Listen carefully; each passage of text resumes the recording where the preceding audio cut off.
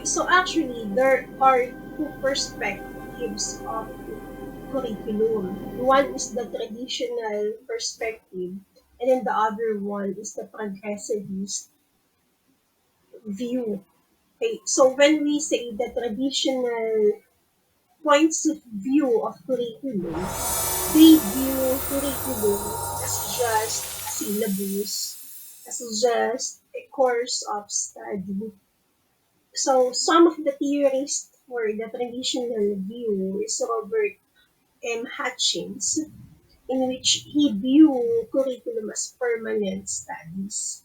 He put emphasis on the three R's. What are these three R's?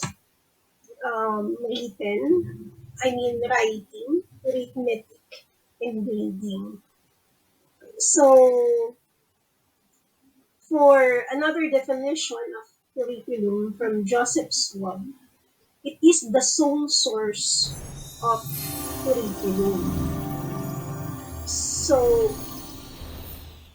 he claimed that it is divided into chunks of knowledge, in which we call the subjects in basic education: English, mathematics, science, studies, and others.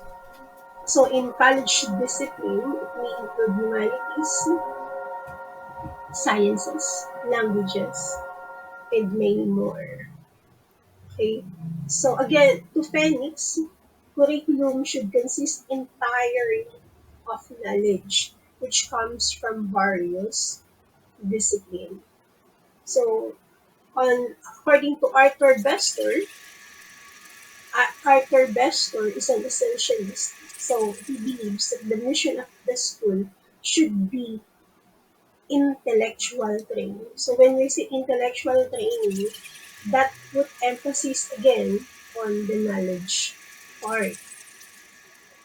So the focus here is more of grammar, literature, and writing. So it should also include mathematics, science, history, and foreign language. So that's it. For the traditional points of view, again, we have Robert Hutchins, in which for Robert Hutchins, curriculum again is a permanent studies, in which it put emphasis on the three R's: reading, writing, arithmetic. Then we also have an essentialist here in the traditional points of view, Arthur Bestor. Again, what did he he say about curriculum? That the curriculum is more of intellectual training. So again, more of the knowledge part. So for Joseph Schwab again, it is the sole source of knowledge, in which it's more of the knowledge part, putting emphasis on the theories. Okay, so for the progressivist, it's different.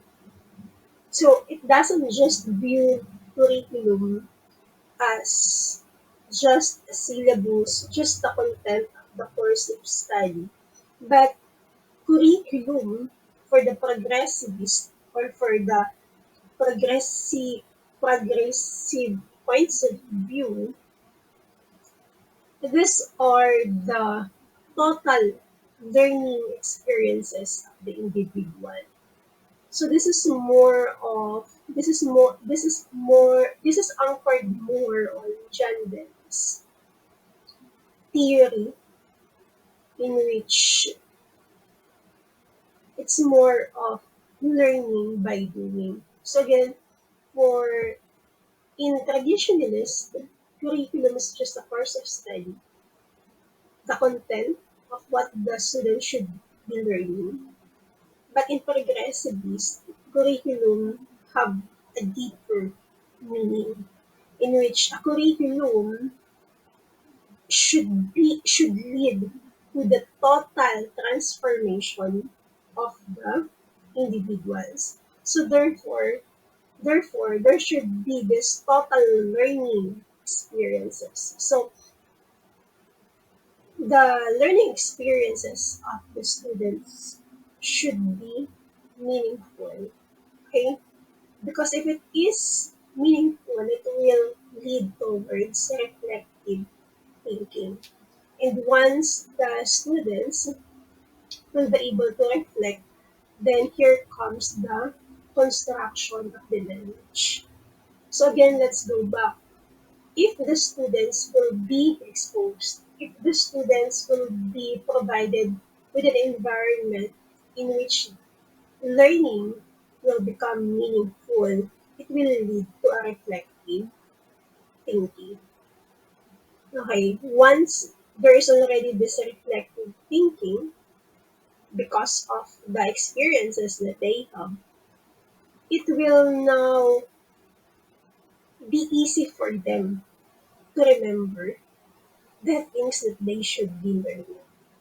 Because of course, once they experience on something, it will just be easy for them to retell, to share what they have learned from that experience. So just imagine, just compare memorizing from a thing that you just read from the book versus the things that you experience. So even you close your eyes, you can still tell it straight to your audience what happened because you were able to experience it. So that is what the progressivist is trying to tell us. So learning should be meaningful so that it will lead to reflective thinking because in reflective thinking that will lead for the students to make learning meaningful. Okay, that again it will lead now to total transformation of the learners. So according to Caswell and Campbell, viewed curriculum as all experiences children have under the guidance of teachers. Of course, it guidance of the facilitator is very important for us to make sure that they are on the right track, that they are guided with the appropriate perceptions or perspectives when it comes to what they should be doing. It's not enough in the progressivist view, it's not enough if you are going to provide them with the learning experiences, with the learning environment, but the teacher should always be there to check if they are on the right track, if they are getting the right information. Okay, so that is what progressivist is trying to tell us. Again, with the guidance of the teacher. Again, what is the reason? To make sure that what they're learning is correct. That how they understand the things that they are about to learn is appropriate. Okay, to make sure that the students are on the right track. So Marsh and Willis, on the other hand, view curriculum as all the experiences in the classroom which are planned and enacted by the teacher and also learned by the students. So according to Marsh and Willis, curriculum should be planned. So it's not just, I'm not prepared, okay, tomorrow when I met the classes. Okay, I will just have to think of what they should be doing. No. How can you make learning meaningful if you do not have an end in mind? So make sure that you have this end in mind. What do I mean by end in mind? So those are the options. So make sure that before going into that four corners of the classroom, you already have this end in mind. What you want for your students to know and to understand.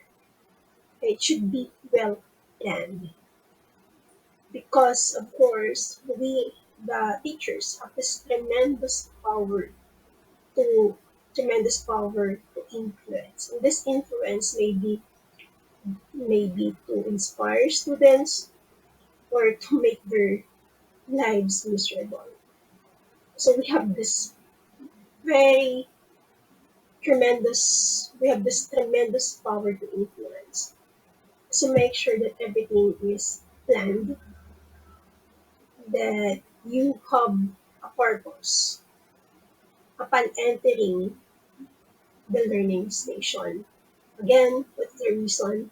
To make sure that your goal of the day will be attained. That you have a goal on that day.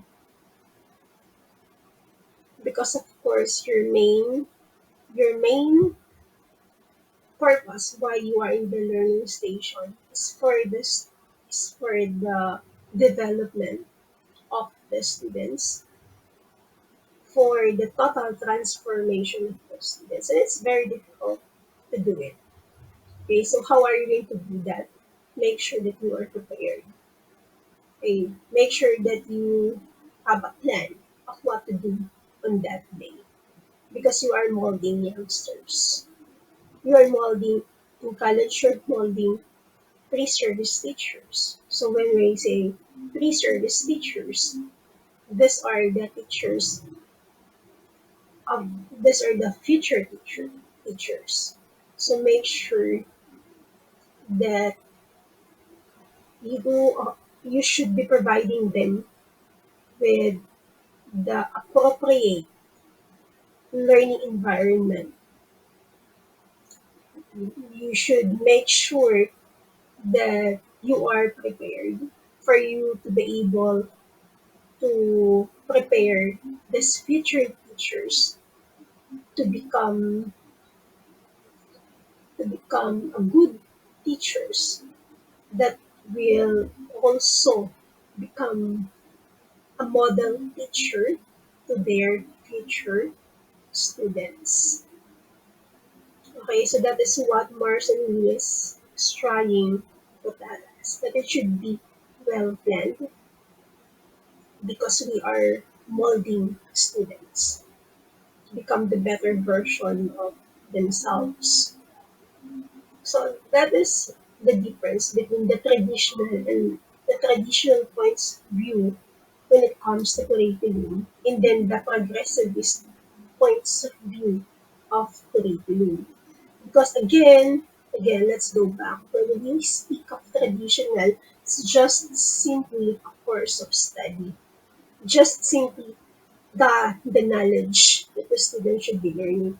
Whereas in progressivist, these are it's not just an ordinary content, but these are the total learning experiences of the students in which that will lead for the students to learn, to know and to understand what is this all about. In which that will lead for these students for their total transformation. Okay, so that's the difference between the two perspectives of curriculum. Okay, so that's the difference between the two perspectives of curriculum.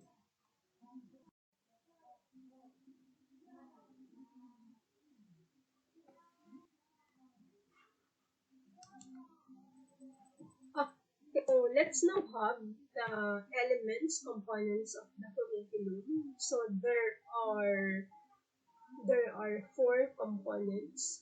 One is the aims, goals, and objectives. Second is subject matter, the content. The third is the learning experiences. And then the fourth is the evaluation approaches. Okay, let's have first component one. Curriculum, aims, goals, and objectives. So a curriculum, in making a curriculum or in constructing a curriculum, there should be this end in mind. As a teacher, just like what we have mentioned a while ago, you need to make sure that you are prepared upon entering the corners of the learning stations. Because again, like what I've said, you have this tremendous power to influence. So it's either to become an inspiration or to make the lives of your students miserable. So as a teacher, you need to make sure that you have this end in mind so that when you enter into the learning station, you are prepared what you are about to share to your students to make sure that the learning will become meaningful because that is the only way that the learner will be able to acquire, to absorb what they should be learning on that day. So the question to be asked for component one is what is to be done? So again, like what I've said, when you enter the learning station as a teacher, you need to make sure that you have a purpose. You have a purpose so that you know exactly what to do in the learning station. Because you are there because you have this moral purpose. And what is this moral purpose? That is to mold the students to become the better version of themselves. But of course, it's very difficult because one teacher is to how many students. So it's very difficult. So see how much more if you are not going to prepare. So what happened to the group of students if the teacher is unprepared? Okay, so again, there should be this end in mind of what you are about to accomplish on that day. That's very significant. Every teacher, again, once they enter in the classroom, they should have a goal. Okay, so in this goal, and the goals should be congruent to the vision of the university or of the institution, to the mission, and then of course of the goal. So if you will observe in the syllabus, you will see there that there is the vision, the mission, and then the college goal. If you will just scan the pages of the syllabus. So that is component one. Make sure that your goal it's not just okay, I have my goal, this is what I want to do. No, it's not like that. It should be congruent to the vision, to the mission, to the goal of the institution where you are teaching. Okay? So usually what's the vision, what's the goal? For the students to become well-rounded, holistic, equipped with the needed skills. And you are now going to integrate that to the content of what you are about to share to your students. Okay, so that is component one, curriculum aims, goals, and objectives. Okay, the second component now is the curriculum content or subject matter. So, of course, after the aim, goal, and objective, which is the first component of the curriculum, the next thing now is what should be the content. Okay, so the question to be asked now is what subject matter is to be included. Okay, so if that is your goal now, then what should be now the content? How should the learners will achieve now the objectives. So it should be integrated now to what body of knowledge. So according to Jerome Bruner, knowledge is a model we construct to give meaning and structure to regularities in experience.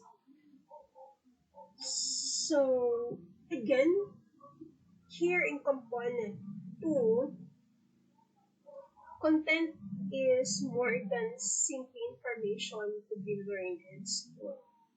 To some curriculum specialists, content or subject matter is another term for knowledge. Okay? It is a compendium of facts, concepts, generalizations, principles, and theories. Okay, so the fund of human knowledge represents the repository of accumulated discoveries and inventions of man down the centuries due to man's exploration of his world. So let's go back to component 2. Curriculum content or subject matter. So how are we going to select now the knowledge that the students need to understand? So to make sense of why they're learning it, why they're in that learning session. Okay, so make sure that it is responsive to the demands of the current time or of it is up to the current world to make sense of it. Because sometimes, like for example, you keep on studying math that is very difficult to understand, like for example, the algebra, and then you keep on thinking, what's the use of this after I graduated? Or in the real life, how will I use this in the real life? Okay, so that is the traditional view, of course, the essentialists before, that we need to we need to study the 3 R's, the arithmetic, the reading, writing. Well, of course, those are of course important. But as time goes by, the the we have these rapid changes. Okay, and these skills are very common nowadays because almost everyone knows how to have these 3 R's. Okay, how to achieve these 3 R's. So as time goes by, we cannot tell that these people who already have the 3 R's are illiterate because the time now is different. We are already in the 21st century. So the question is, in this current time, in this generation, how will you be called a literate person? So let's go back because we are talking of the content, the subject matter. So what I'm just trying to tell you here, it's relevant, something that is realistic, something that makes sense. Because what is the purpose? Why you are in the learning station? The purpose is because you want to learn something, you want to acquire something, so that after studying all those things, you can apply it in real life. So what are the considerations now? First, frequently and commonly used in daily life. Because that is the purpose why you want to learn. Is you want to learn in something so that in reality, when you go out from that world of training, of learning, you can apply it in real life. Okay? So another consideration is it should be suited to the maturity level and the pace of the students. So you should consider who are your learners. So if these are my learners, so this should be the content of the things that I should be sharing. Okay, next is valuable in meeting the needs and competencies of future career. The teacher here should be futuristic. Okay, thinking beyond what what we have right now to prepare these individuals, these learners in the outside world. So the teacher should think, what are the possibilities in the future?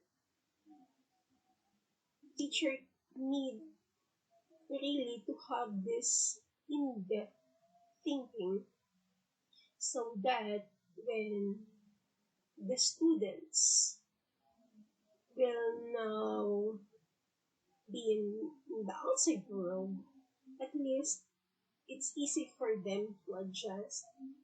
It's easy for them to do what is needed to be done outside. Because the future, because the teacher has been futuristic, so preparing the learners for the future. So related with other subject areas.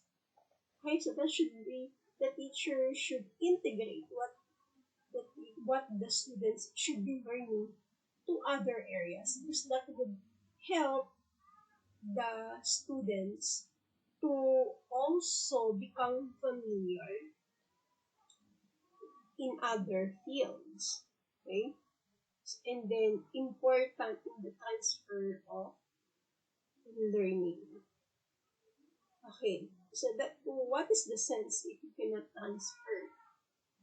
Actually, let us not use the word transfer.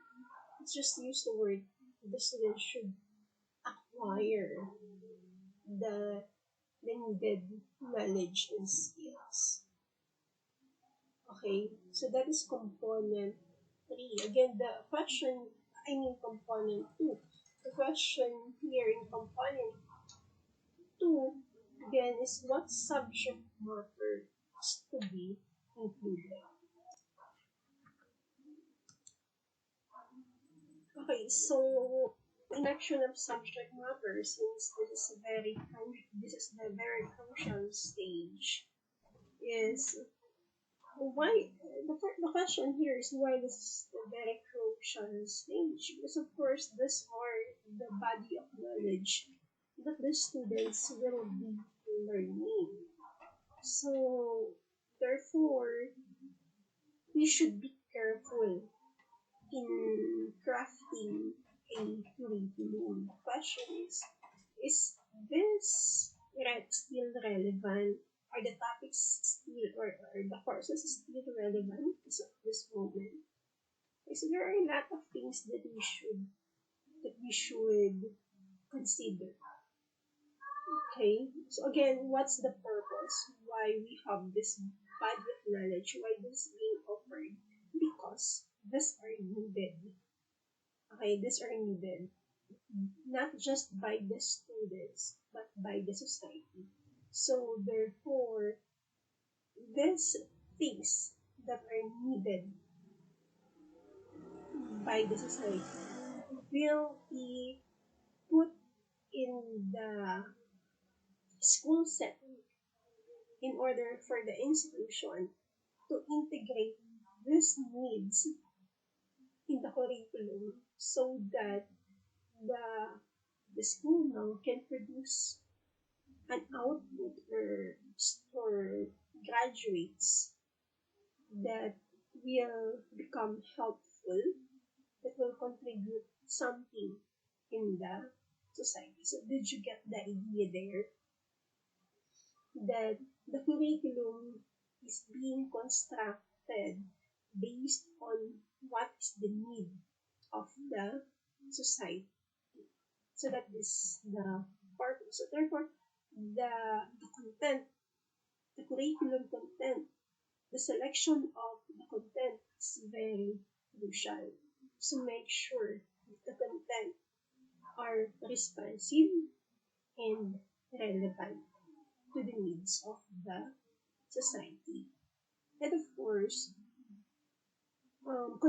considering the capabilities of the students. So we have here self-sufficiency. So according to Scheffler, the prime guiding principle for content selection is helping the learners to attain maximum self-sufficiency in learning, but in the most economical manner. So economy means less teaching effort and educational resources. So being resourceful, teachers should be resourceful for just for them to be able to attain the objectives, just for them to be able to share the knowledge, the skills that the students is should be learning. Okay, in in a very resourceful way, not necessarily that the teacher will be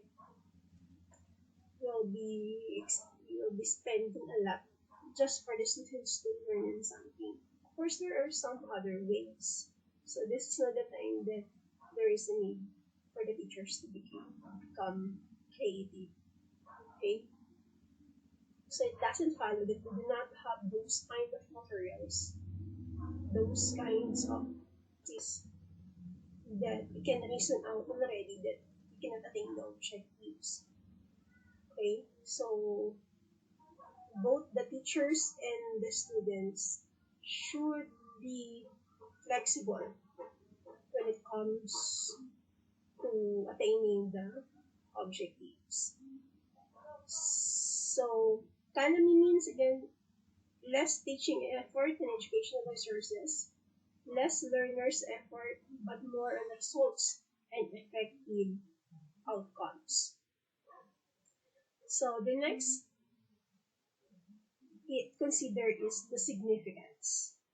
Okay, when content or subject matter will contribute to basic ideas, concepts, principles, and generalization to achieve the overall aim of the curriculum, then it is significant. It is significant if it will develop learning abilities, skills, processes, and attitudes. Subject matter is significant if it will develop the cognitive, affective, and psychomotor skills of the learners. It can also be significant if the cultural aspects will be considered. Okay, so again, we need to consider the significance. I already mentioned this a while ago.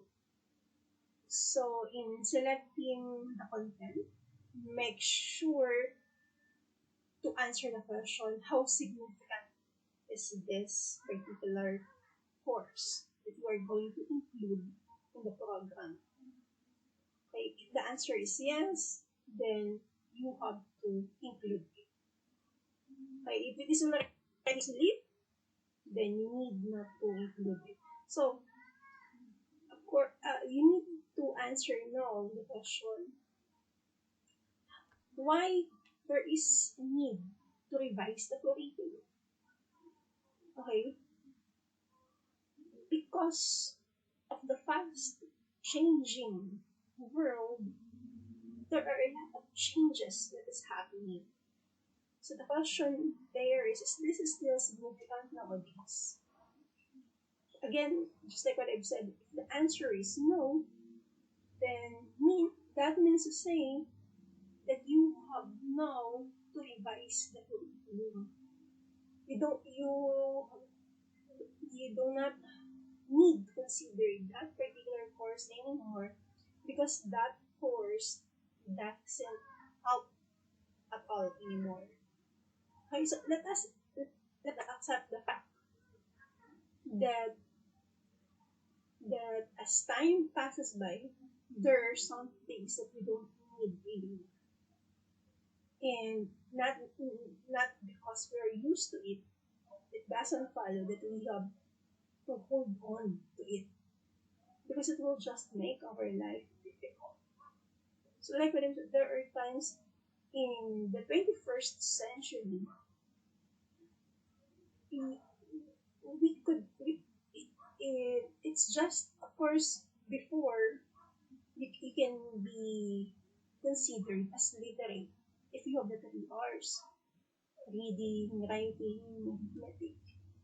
But in the 21st century, you know what's the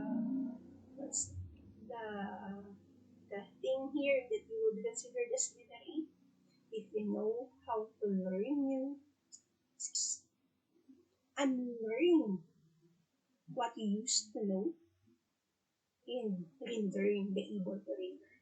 So those are the three things that you need to have for you to be called as literate. Because again, of the fast changing world, okay, as time passes by, some of the skills that you have right now may not be applicable already. So you have to put an end to it for you to be able to step forward. A good example of this is you know how to use how to use hammer. That's the thing that you know.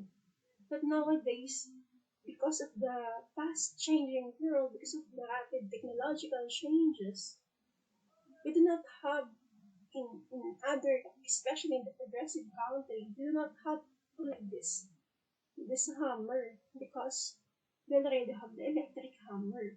This is just an example. Okay, so your skill in the manual hammer is not already applicable during this time of this electric hammer. Like anyway, that is just an example. But the point there is, as time passes by, there is also an upgrade of the skills because of the technological evolution. Okay, the skill may change because the machine already has been improved. So the way you use it, the how you use it will become different now because of its technological evolution. So again, why selection of topic is very crucial because you need really to understand how significant it is. Or is this still significant right now? Okay. Okay, so next is the validity. The authenticity of the subject matter is selected is its validity. With information explosion, oftentimes knowledge is selected for school content may become obsolete.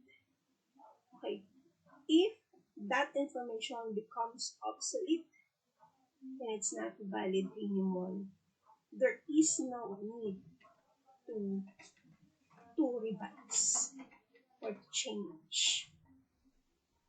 Okay, so if you will observe, just like what I don't know if you can still remember during your first year, I've mentioned before that you are now entering in a new curriculum. Yours right now is Bachelor of Technology in Livelihood Education. But before, it's Bachelor of Science in Industrial Education. But because some part of the curriculum is already obsolete, so there is a need now to revise the curriculum. So that's why industrial education doesn't it's not our program right now. It has been revised to BLM. Okay. Next is, so that subject matter should be checked or verified at regular intervals to determine if the content that was originally valid continues to be. Okay, so it is very important to check the validity because what is the sense of learning or of all our efforts of our time learning on that thing if it's that it will not become useful in the future. or if it's not valid anymore. Okay, so there is need to check now because again, change is inevitable. That is the only thing that is permanent. So you need to check from time to time if the offerings are still relevant. Okay, next is interest. For a learner-centered curriculum, it is the key criterion. A learner will value the content if it is meaningful to him or her. Students' interest should be considered and adjusted, taking into consideration the maturity, experiences, educational and social value of their interests, among others. So, interest is very important for the students to keep going. So first, they can face all the challenges, all the hardship, all of the difficulties in that particular course if they have this interest. So that's why the teaching strategies there of the teacher is very important to make sure that the students are still motivated. Because if the students are still motivated, then of course the students are willing to take the challenge. Okay, but if they start to lose their interest, then the question is, what are they doing? If the interest of the students will get lost. So meaning to say, it seems like, okay, it seems like the teacher doesn't care, doesn't show some empathy to the students, to then feel what the students are are are experiencing right now. Okay, so if the students could feel that their teacher is concerned with what they're feeling right now, then there will be this part of them that they will be motivated, that they will be inspired to keep on going because someone believes in them, because someone cares for them, okay, because someone is doing a lot, an extra effort for them. So for for all of those things that the teacher are doing, like for example the teaching strategies. So if the teaching strategies are suited to the interest, to the capabilities of the students, then like what I've said, the students will be inspired to continue learning.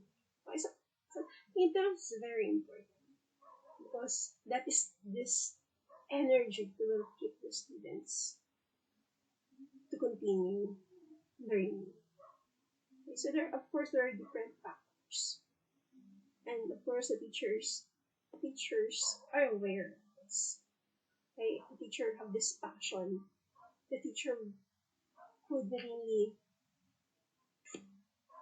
what are the things to be done for the students to be able to become participative, to become engaged in the learning process. Okay, so utility, we have here utility. Usefulness of the content or subject matter with the relative to the learner who is going to use it. Usefulness usefulness may be either be for the present or the future. Questions like, will I use it in my future job? Okay, so when we speak of utility, how useful is this content? Okay, so if that content is useful, then that would make sense because you have a purpose why you want to acquire this skill because you can use it. Okay, so will it add meaning to my life or develop my human potential? Or will the subject matter be useful in solving my current problems? Okay, so what is the reason why you are in that learning station? This you want to learn something that you can use in the future. Okay, then learnability, subject matter in the curriculum should be within the range of the experiences of the learners. So make sure that it is within the capability of the students, that the students can still relate to it. Okay, this is clearly suggested by the psychological foundations of the curriculum. There are ways of presenting subject matter or content which can easily learn. So we of course in your teaching profession you learn something about the school of thoughts. Okay, so feasibility, last is feasibility. Can the subject matter or content be learned within the time allowed, the resource available, expertise of the teacher, and the nature of the learners? Okay, so content selection should be considered within the context of existing reality schools in society and in the government.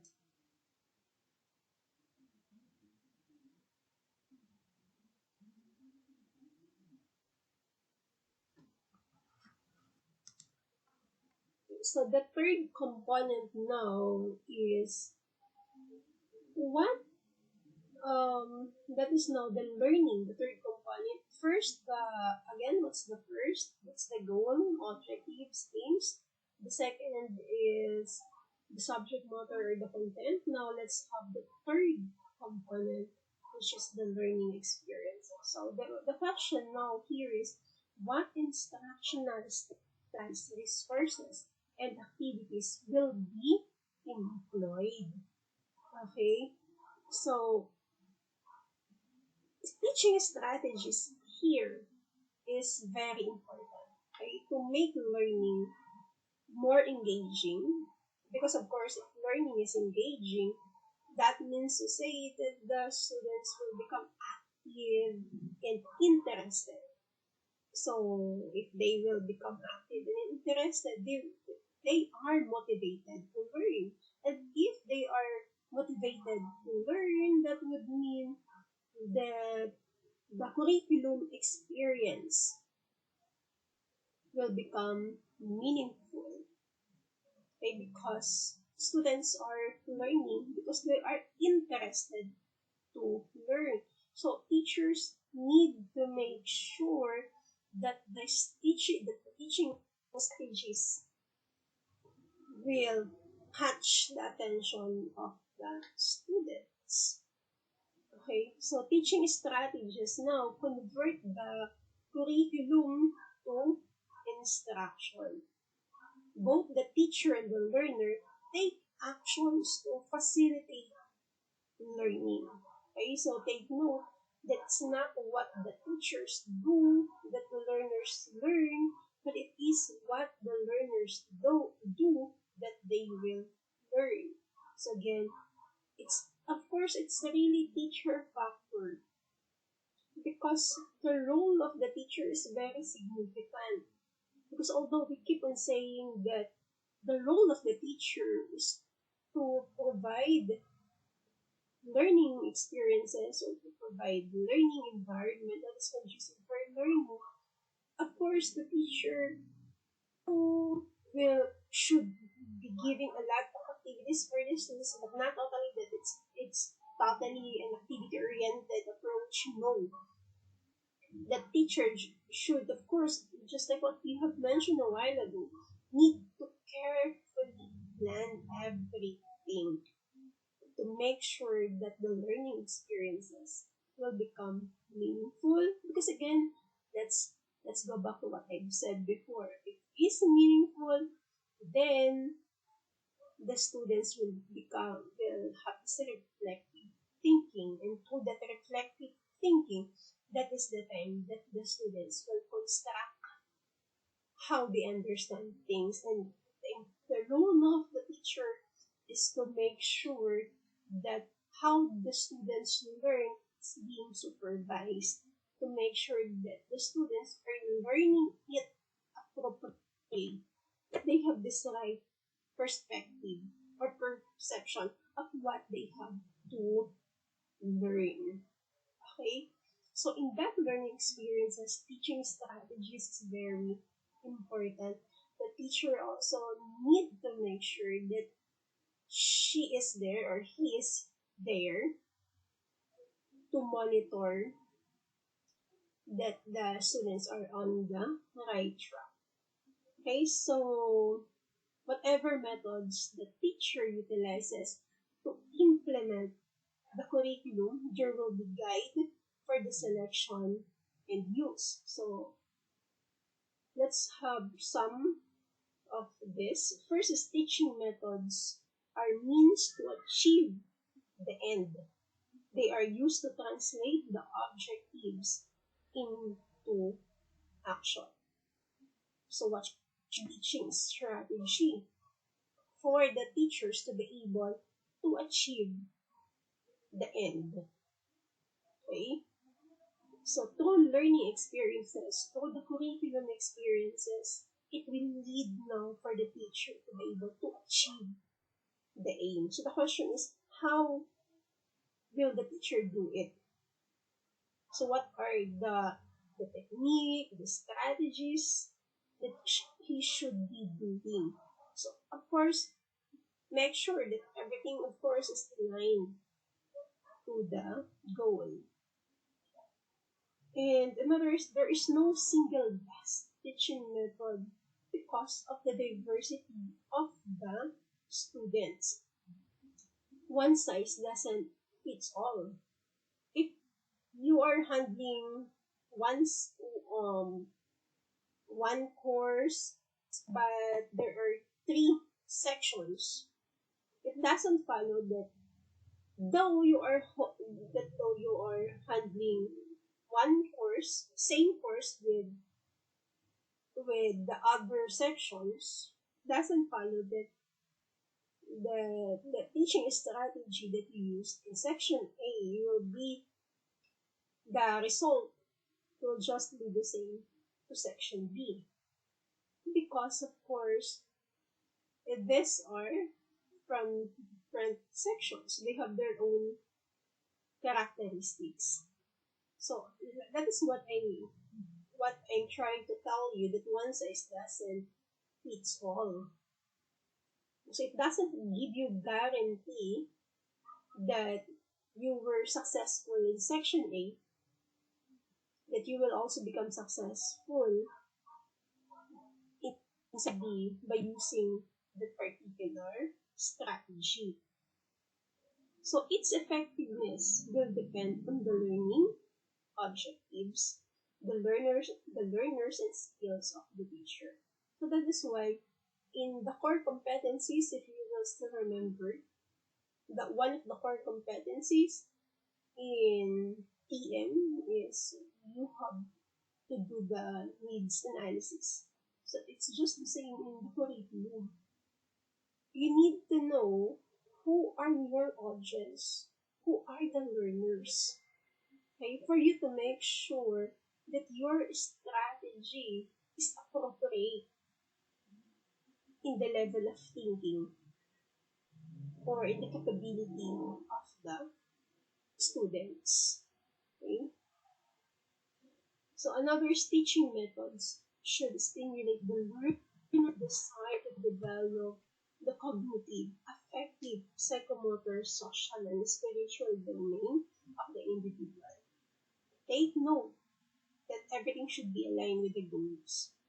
And what is our goal? Again, there's only one purpose why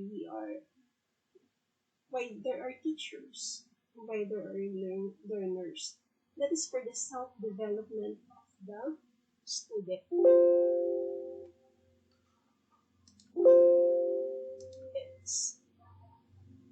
Okay, so how are we going to achieve well-rounded, holistic individuals?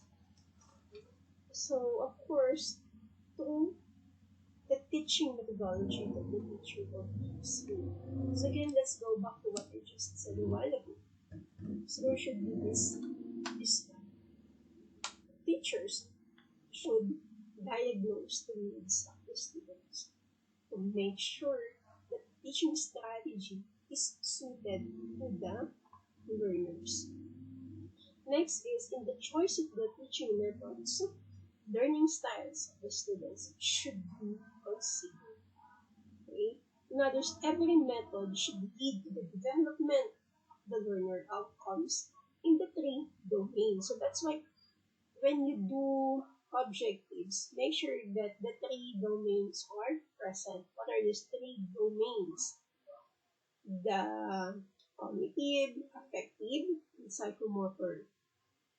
And then, of course, flexibility should be a consideration in the use of the teaching methods. So, of course, the only constant in this world is change. We cannot tell that, okay, this is the situation right now. Okay, this is my strategy because that is the situation right now. So there should be this flexibility because we know that that change is inevitable. So in our plans and in every activity that we are about to to deliver, make sure that it is flexible. Because like what I've said, anytime there will be changes. So like for example in this time of pandemic, so the curriculum, since the curriculum is flexible, so it cannot just be learned through face to face. So we have other platforms just for us to be able to deliver the curriculum. So the curriculum, we can tell that the curriculum that the curriculum experience is flexible depending on what is the situation. So that is what we're trying to tell here, that flexibility should be considered. So make sure that the plan can easily adjust to the current situation. Because like what I've said, not, it's not always every day that everything is running smoothly. So there are times that we really cannot avoid that suddenly there will become changes. So the the strategies should be flexible.